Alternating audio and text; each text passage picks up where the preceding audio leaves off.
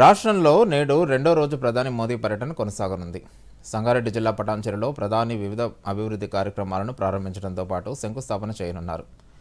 తెలంగాణ పర్యటన ముగిసిన అనంతరం బేగంపేట విమానాశ్రయానికి చేరుకుని అక్కడి నుంచి ప్రధాని భువనేశ్వర్ వెళ్తారు. పూర్తి వివరాలు. ప్రధాని మోదీ రెండో రోజు సికింద్రాబాద్, సంగారెడ్డి జిల్లా పటాన్చెరు ప్రాంతాల్లో జరిగే కార్యక్రమాల్లో పాల్గొననున్నారు. నిన్న రాత్రి ప్రధాని హైదరాబాద్ కు చేరుకుని రాజ్భవన్ లో బస చేశారు. ఈ ఉదయం రాజ్భవన్ నుంచి బయలుదేరి సికింద్రాబాద్లోని ఉజ్జయిని మహంకాళి అమ్మవారి ఆలయానికి చేరుకుంటారు.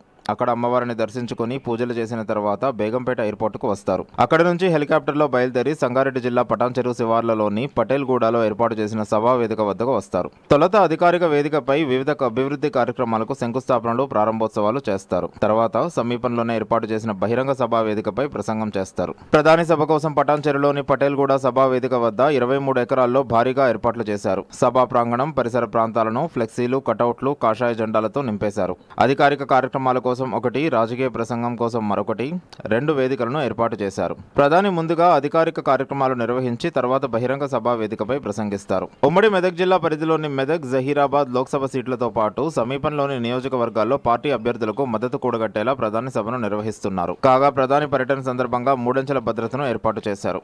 1298 కోట్లతో చేపట్టిన NH-65 పై సంగారెడ్డి చౌరస్తా నుంచి మదీనాగూడ వరకు 31 కిలోమీటర్ల మేర 6 లేన్లుగా విస్తరణ పనులతో పాటు 399 కోట్లతో NH-765D పై మెదక్, ఎల్లారెడ్డి మధ్య 2 లైన్ల హైవే విస్తరణ పనులను ప్రధాని ప్రారంభించారు.